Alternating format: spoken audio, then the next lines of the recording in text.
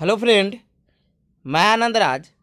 आप सबको भी देखिए, आज हम देखिए सीटेट का 2012 में जो जनवरी में फर्स्ट पेपर का एग्ज़ाम हुआ था, देखिए उसका हम क्वेश्चन लेके आए हैं। देखिए सीटेट में प्रीवियस ईयर का बहुत ज़्यादा महत्व है, ये चीज़ हम आपको बताए थे। एक और चीज़ आपको बताते हैं कि देखिए हम सीटेट का सीडीपी का बहुत वीडियो डाल दिए हैं, समझे। देखिए जिन जो वीडियो रेगुलर देख रहे हैं उनका सीडीपी बहुत अच्छा हो गया होगा। तो देखिए अब ईवीएस का हम आपका एनसीईआरटी का देखिए जो 15 नंबर का जो कंटेंट पूछा है उसका हम रात तक वीडियो अपलोड कर देंगे, समझे। और जो 15 नंबर का जो पैडागोजी पूछता है उसका हम आपका क्या बोलते हैं कि पैडागोजी जो पूछता है वो जो सीडीपी जिनका मजबूत होगा इससे उनका हो जाएगा इसी से, समझे। तो आइए हम अब स्टार्ट करते हैं। आपका देखिए आपका जो सीडीपी का जो 30 क्वेश्चन है जो पूछा गया था आपका 2012 में, उसका हम आते हैं बताते हैं आपको। चलिए पहला आपका क्वेश्चन है कि देखिए बहुत इंपॉर्टेंट क्वेश्चन है, समझिए, इसको ध्यान से देखिएगा। पहला क्वेश्चन आपका है कि जब बच्चा फेल करता है तो इसका तात्पर्य क्या होता है। देखिए कहने का मतलब इंग्लिश में भी लिखा है, आप पढ़ सकते हैं। कह रहा है कि जब बच्चा फेल करता है तो इसका मतलब क्या होता है। देखिए अब देखिए सीटेट में होता है कि बच्चा को भगवान का रूप दिया गया है, समझे। उसका बच्चा कोई गलती नहीं, अब बच्चा फेल हो गया तो मास्टर ठीक से नहीं पढ़ाया, इतना सिंपल समझिए, समझिए। यानी व्यवस्था फेल है कहने का मतलब। तो पहला ऑप्शन है बच्चों ने उत्तरों को सही तरीके से याद नहीं किया था, ई आंसर नहीं होगा, समझे। उसके बाद दूसरा का ऑप्शन है बच्चों को प्राइवेट ट्यूशन, ये सब जहाँ भी आपको लगे ना थोड़ा अथी वाला ऑप्शन है, ऑप्शन को काट दीजिए, एकदम गलत हो जाएगा। व्यवस्था फेल है यही, यानी सिस्टम क्या हो गया कि फेल है, टीचर अच्छा से नहीं पढ़ाया इसीलिए बच्चा क्या हो गया कि फेल हो गया, समझे।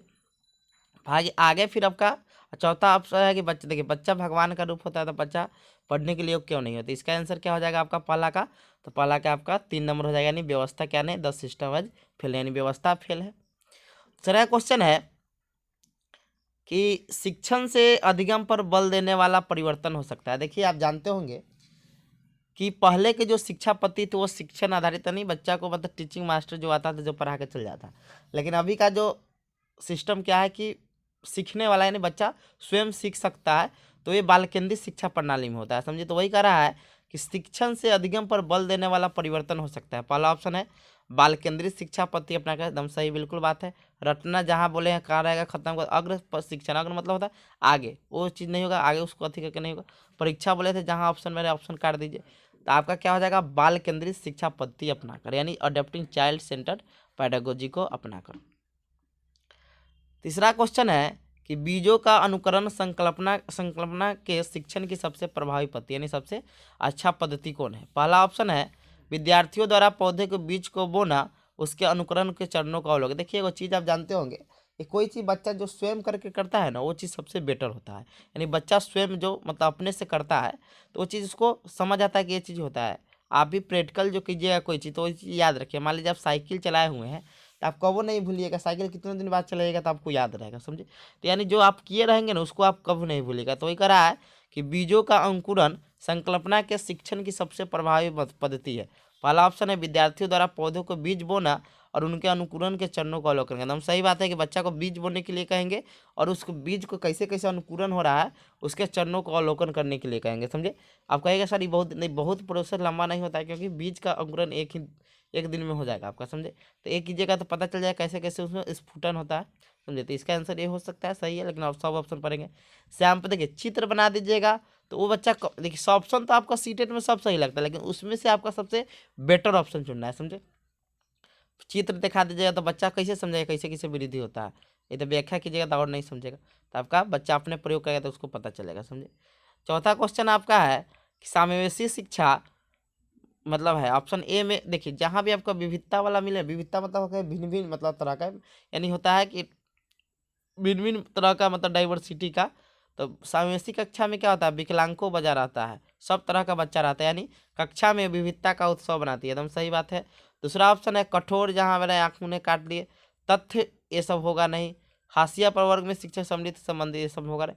अब क्या हो जाए, कक्षा में विविधता का उत्सव बनाती है। विविधता पॉजिटिव वर्ड में आता है, विविधता जहाँ मिले आँख मूंद के मारिए आंसर। पांचवा क्वेश्चन है, देखिए क्वेश्चन समझिएगा पांचवा कि निम्नलिखित में से कौन वस्तुनिष्ठ। देखिए वस्तुनिष्ठ प्रश्न का मतलब होता है कि आपका उसका आंसर मतलब 50 से पूछिएगा ना तो आंसर चेंज ना हो, यानी आपका ऑब्जेक्टिव टाइप क्वेश्चन हो गया, मतलब सही बताएगा तब। तो वो क्या हो गया कि आप पूछेगा बिहार के राजधानी कहाँ है, तो ये आपका क्या हो गया, वस्तुनिष्ठ प्रश्न हो गया, समझे। यानी अब कोई कहेगा पटने होता है, बिहार की राजधानी कहाँ बताएगा, पटना ही बताएगा, समझे। तो ऐसा मतलब कोई भी चीज़ अब मार देंगे बिहार की राजधानी पटना है कि नहीं, तो आप यस या नो में बता सकते हैं। हम कह दें कि पटना बिहार की राजधानी है, तो आप सत्य या असत्य बताइए। यानी कहने का मतलब हुआ कि 550 आदमी से पूछे, जिसका आंसर क्या हो कि यस या नो में आए, समझे। यानी अभिसारी आए, अभिसारी करना मतलब एक ही आए, एक ही दिशा में आए, तो उसको हम लोग बोलते हैं वस्तुनिष्ठ प्रश्न। और निर्धारणात्मक प्रश्न उसे कहते हैं, इससे टाइप प्रश्न जिसका बहुत सारा आंसर। जैसे हम बोलेंगे कि पटना के बारे में बताइए, तो बहुत आदमी बताएंगे पटना में हनुमान मंदिर है, तो बहुत आदमी बताएंगे कि पटना में आपका क्या बोलते हैं NIT है, मतलब भिन्न भिन्न तरह के बता सकते, गोलघर है, मतलब भिन्न भिन्न चिड़ियाघर है, कुछ बता सकते हैं, समझे। तो उसको बोला जाता है निर्धारणात्मक यानी एस्से टाइप क्वेश्चन, समझे। तो वही करा है, निम्नलिखित में से कौन वस्तुनिष्ठ प्रश्न है, तो लघुत्तरीय प्रश्न भी नहीं होगा आपका, शॉर्ट आंसर ये भी भिन्न भिन्न तरह से लिखा जा सकता है। मुक्त उत्तर वाले में तो होगा कि आप ज्योति में है तथी बोलती, तो ये भी नहीं होगा। सत्य असत्य ये हो सकता है, देखिए सत्य असत्य कैसे होगा, मान लीजिए हम पूछेंगे पटना बिहार की राजधानी है, तो आप सत्य या असत्य बताइएगा, समझे। तो ये बदलेगा नहीं, तो ये क्या हो जाएगा आपका ट्रू और फॉल्स, आपका क्या हो जाएगा वस्तुनिष्ठ प्रश्न हो जाएगा, समझे। यानी 5 के C नंबर हो जाएगा। 6 नंबर क्वेश्चन है, निम्नलिखित में से कौन सी प्रगतिशील शिक्षा की विशेषता है। हम जहाँ बोले थे कि जहाँ भी ऑप्शन में आपको मिले केवल आंख मूंद के काट दीजिए, समझे। दूसरा का आपका है, दूसरा का ऑप्शन है आपका परीक्षाओं में अच्छा अंक ले आना। हम बोले थे जहाँ भी परीक्षा मिले, बार बार परीक्षा नहीं, लास्ट वाला होगा समय सारणी और बैठने की व्यवस्था में लचीलापन। देखिए लचीलापन बच्चा जैसा होगा उसके अनुसार हम मतलब चेंज कर सकते हैं लचीलापन, यानी सीटिंग अरेंजमेंट फेस्टिवल बदल सकते हैं। तो वो क्या होगा कि ये प्रगतिशील शिक्षा का क्या है विशेषता है। 7वां क्वेश्चन है कि एक शिक्षक प्रश्न पत्र बनाने के बाद यह जांच करता है कि क्या प्रश्न परीक्षण के विशिष्ट उद्देश्य की परीक्षा ले रहे हैं। यह मुख्य रूप से प्रश्न पत्र की बारे में चिंतित है। देखिए कहने का मतलब हुआ कि एक शिक्षक प्रश्न पत्र बनाया और जांच करता है कि क्या प्रश्न पत्र विशिष्ट उद्देश्यों की परीक्षा ले रहा है कि नहीं। देखिए एक और चीज़ आपको बताते हैं, यहाँ कह रहा है कि अभी एग्जाम हुआ नहीं है, समझे। अभी एग्जाम से पहले ही वो जांच रहा है कि नहीं है, समझे। देखिए आपको इसमें कन्फ्यूजन थोड़ा हो जाएगा, लेकिन हम कन्फ्यूजन कम मतलब कर देते हैं। देखिए कोई भी जो प्रश्न होता है सब प्रश्न वैध होता है, डिपेंड करता है कि आप किस क्लास के लिए ले रहे हैं, समझे। यानी अभी यहाँ पर तो क्लास दिया है ना कि 8वां क्लास के प्रश्न तैयार किया गया और 8वां क्लास का बच्चा का मतलब परीक्षण लिया जाएगा, तो बताइए कैसा प्रश्न पत्र है, तो वैधता पर आधारित है। लेकिन यहाँ पर सोचे कह रहा है कि एक शिक्षक प्रश्न पत्र बनाने के बाद यह जांच करता है कि क्या प्रश्न परीक्षण के विशिष्ट उद्देश्य की परीक्षा ले रहे हैं। देखिए विशिष्ट उद्देश्य करने का मतलब हुआ कि प्रश्न पत्र में वो चीज़ अनिवार्य होना चाहिए। देखिए प्रश्न पत्र में सबसे अनिवार्य चीज़ क्या है कि आप सभी टॉपिक से क्वेश्चन को लीजिए, यानी विषय वस्तु के संपूर्ण विषय वस्तु को आपको शामिल करना होगा। मान लीजिए आप एक ही चैप्टर से सब क्वेश्चन दे दिए तो क्या होगा कि वो गलत हो जाएगा, समझे। यानी कहने का मतलब इसका आंसर आपका क्या हो जाएगा कि संपूर्ण विषय वस्तु को शामिल करना, यही क्या देखिए यहाँ पर वैधता काहे नहीं होगा, एक चीज़ बताते हैं। वैधता में कहता है कि शिक्षक 8वीं क्लास के लिए क्वेश्चन बनाया और 8वीं क्लास की कक्षा से ही मतलब 8वीं क्लास के मतलब स्टूडेंट से ही उसका परीक्षा ले रहा है, तो वो कैसा परीक्षण होगा, तो वैध परीक्षण होगा, समझे। तो यहाँ करने का मतलब इसका क्या संपूर्ण विषय वस्तु को शामिल करना आपका, क्योंकि संपूर्ण विषय वस्तु शामिल करते हैं तो वो वैधता के ही अंतर्गत आएगा, कि जब शामिल कर रहा है तो उसी क्लास के अति शामिल करेगा, इसीलिए 7 के क्या हो जाएगा आपका A नंबर हो जाएगा। और याद रखिए कोई भी प्रश्न पत्र मतलब अवैध नहीं होता है या वैध नहीं होता है, सब वैध ही होता है। अब 8वां क्लास के लिए तो 8वां क्लास के बनाइए तो 8वां क्लास के लिए वैध हो जाएगा, अब 7वां का बनाइएगा और 8वां में लीजिएगा तो अवैध नहीं हो जाएगा। आइए अब देखते हैं 8 नंबर क्वेश्चन। विवेचनात्मक शिक्षा शास्त्र का यह दृढ़ विश्वास है कि, देखिए विवेचनात्मक होता है कि जहाँ पर बच्चों को प्रमुख माना जाता है, यानी बाल केंद्रित बोल सकते हैं। पहला ऑप्शन है शिक्षार्थियों को स्वतंत्र में तर्क, देखिए तर्कना करने देना चाहिए बच्चा को। बच्चों को बच्चे स्कूल से बाहर क्या सीखते हैं अप्रासंगिक है, ये भी देखना है कि कोई गलत संगत में नहीं होते, ये गलत हो जाएगा। शिक्षार्थियों के देखिए हम बोले ना बाल केंद्र, यानी शिक्षार्थियों के अनुभव और प्रत्यक्षण महत्वपूर्ण होते हैं, ये तो होगा अनुदेशन का नेतृत्व करना, तो आपका क्या हो जाएगा 8 का C नंबर हो जाएगा। 9 नंबर क्वेश्चन है कि शिक्षक आधारित सॉरी विद्यालय आधारित आकलन मुख्य रूप से किस सिद्धांत पर आधारित होता है। कह रहा है कि विद्यालय आधारित आकलन मुख्य रूप से किस सिद्धांत पर आधारित। पहला है बाप परीक्षों की अपेक्षा शिक्षक अपने शिक्षार्थियों की, सही बात है। देखिए अब मान लो हम लोग B.Ed कर रहे हैं, तो B.Ed कीजिएगा तो जो एक्सटर्नल आते हैं देखिएगा क्लास में तो बच्चा बहुत तेज रहता है, लेकिन जैसे ही एक्सटर्नल आते हैं तो देखिए थोड़ा हेजिटेशन भी हो जाता है और उसके बारे में नहीं जानते कि क्या उसमें कमी है, क्या उसकी मतलब अथी है, तो यही पे गड़बड़ा जाता है। यही लिखा है कि बाप परीक्षों की अपेक्षा शिक्षक अपने विद्यार्थियों की क्षमता को बेहतर जानते हैं, समझे। तो विद्यालय आधारित आरक्षण मुख्य रूप से इस सिद्धांत पर आधारित होती है, समझे। किसी भी कीमत से अच्छा ग्रेड मिलने चाहिए, ये तो होगा नहीं। कैसे ग्रेड मिलेगा? विद्यार्थी बाप परीक्षण निकाय की अपेक्षा ज़्यादा सक्षम है, ये भी नहीं होगा। आकलन बहुत किफ़ायती में, ये होगा नहीं। समझे? तो आपका क्या हो जाएगा? 9 का ए नंबर हो जाएगा। 10 नंबर क्वेश्चन है आपका कि शिक्षार्थी व्यक्तिगत विभिन्नता प्रदर्शित करते हैं, अतः शिक्षक को, पहला ऑप्शन है देखिए विविध, जहाँ भी मिले ना विविध अनुभवों को उपलब्ध कराना चाहिए, एकदम सभी प्रकार के अनुभव देना चाहिए, तो ऑप्शन को सही मार देना चाहिए। समझे? कठोर परीक्षा ये सब जहाँ रहेगा दांख मूंद के काट देना है।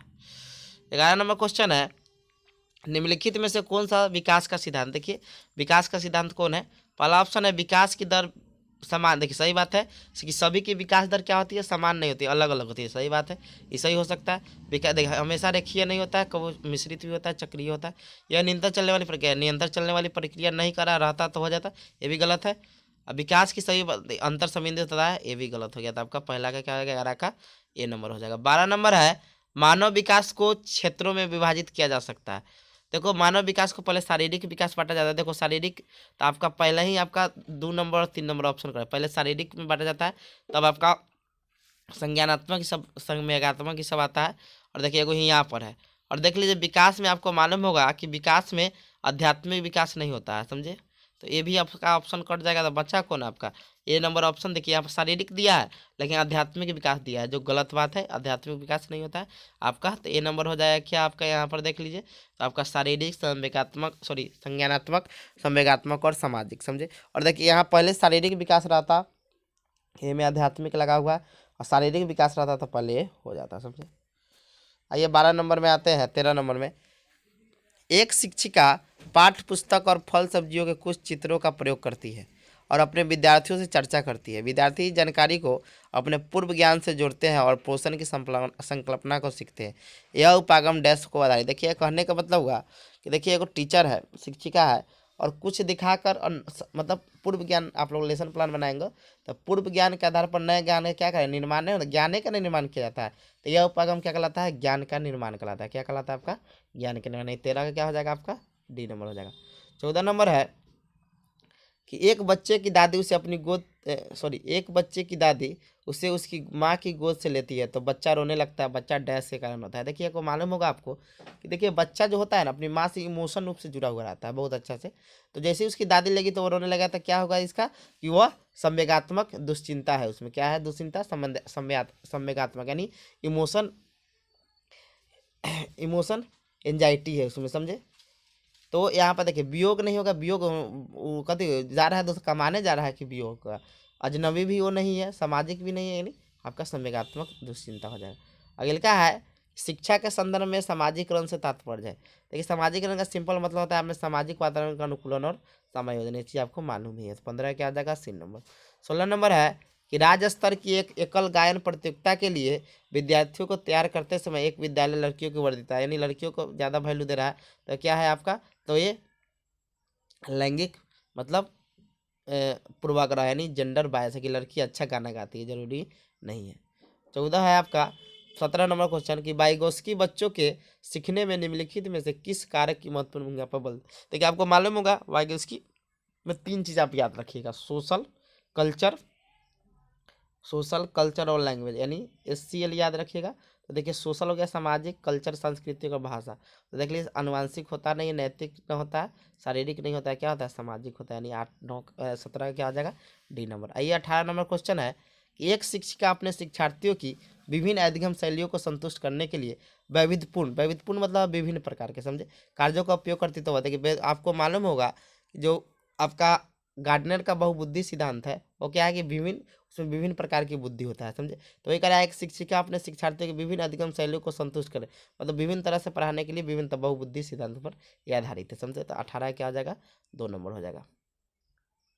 19 नंबर क्वेश्चन है एक शिक्षिका अपने आप में से कभी भी प्रश्नों को उत्तर नहीं देती है, वो अपने विद्यार्थियों को उत्तर देने के लिए समूह चर्चाएं करती है और सहयोगात्मक अधिगम अपनाने के लिए प्रोत्साहित करती है। तो ये उपागम डैश के सिद्धांत पर आधारित है, यानी ये मतलब सक्रिय सहभागिता हो जाएगा, यानी आपका 19 का क्या हो जाएगा आपका?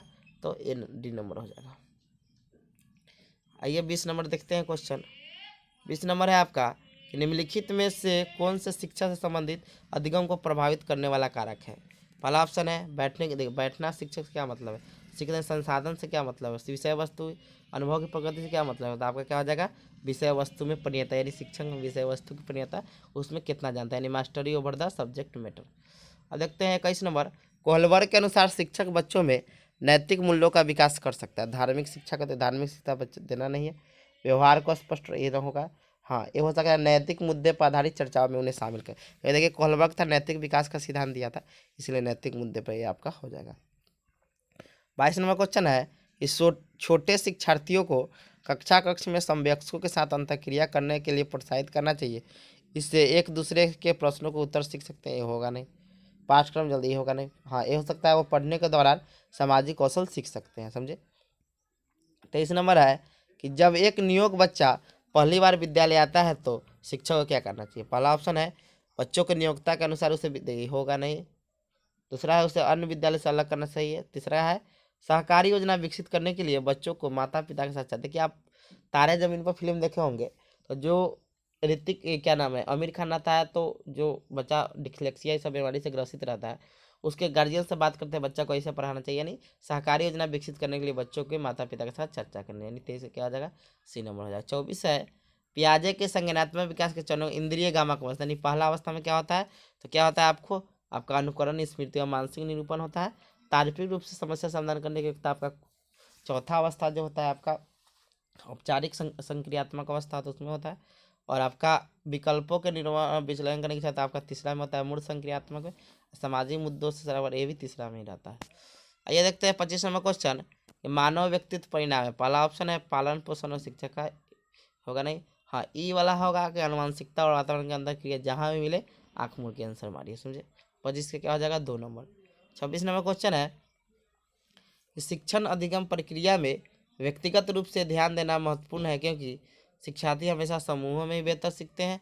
ये जरूरी नहीं है, शिक्षार्थी परीक्षण कार्यक्रम में ऐसे ही बताया गया, ऐसा कुछ नहीं होता है। इससे प्रत्येक विद्यार्थी को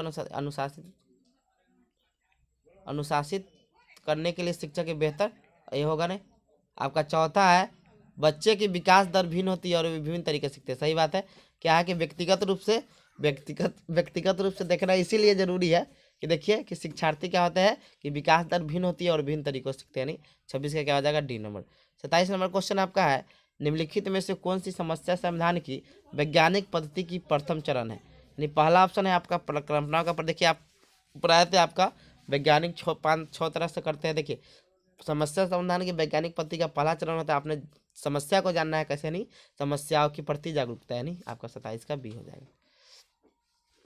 अगले का आपका 28 नंबर निम्नलिखित में से कौन सा सीखने का क्षेत्र है।